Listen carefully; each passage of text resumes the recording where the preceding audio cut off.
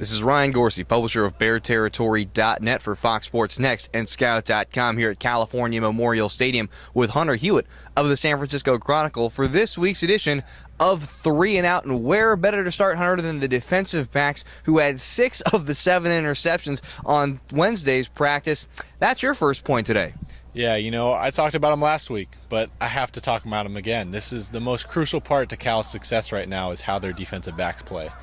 Adrian Lee, Cameron Jackson at corner, Demarie Drew, Cameron Walker at safety.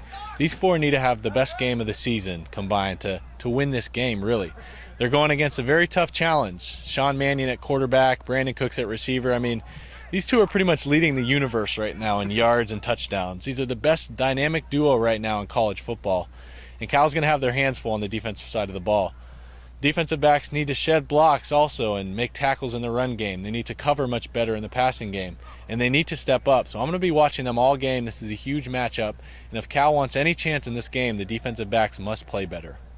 And speaking of the defensive backs, my first point, Joel Willis is returning to action, as is Jalen Jefferson. I can't overstate the importance of having those 2 guys back, particularly Jalen Jefferson, the most veteran linebacker, with Nick Forbes not expected to play. So having him back is going to be huge. He's had a few picks this week. Joel Willis has been just everywhere on the field, making picks, breaking up passes. And those guys are going to be particularly important considering Oregon State's tight end game is fairly stout, with 38 passes and 392 receiving yards between their 2 top tight ends, Caleb Smith and Connor Hamlet. But Connor Hamlet not going to be playing this week. He's injured, and Caleb Smith has been a little bit dinged up, though he did practice after getting dinged up on Monday and Tuesday's practice. So we're going to expect him to play, but covering him and covering the rest of that passing game, particularly that soft underbelly, that soft middle there between the defensive line and the linebackers, having Jalen Jefferson and Joel Willis is going to be very important. And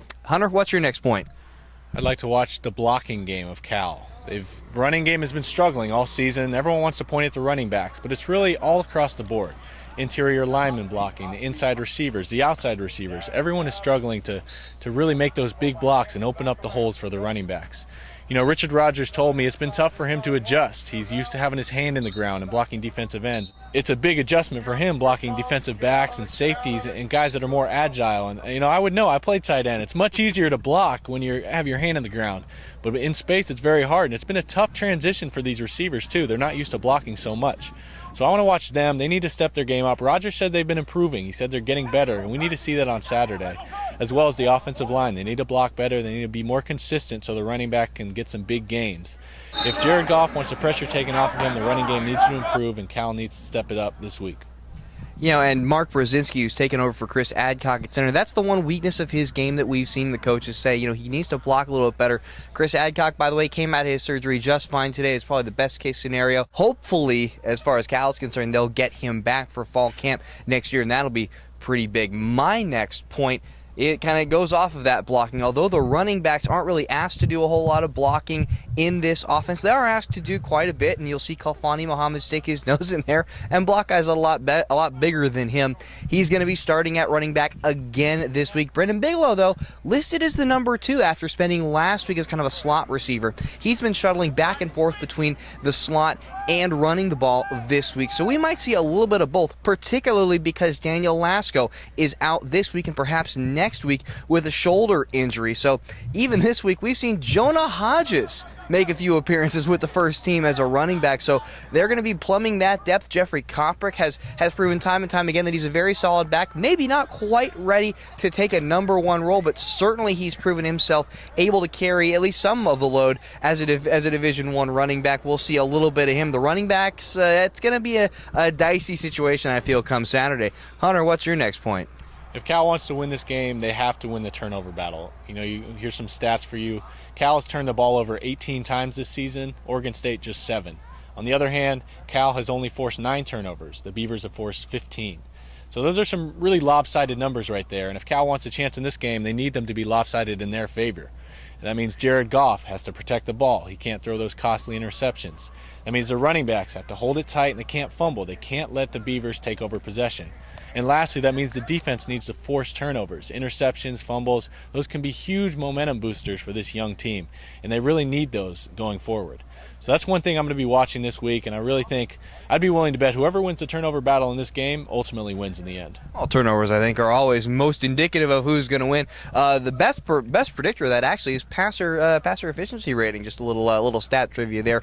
My final point is going to be Viliami Moala, number 55, the big hoss in the middle.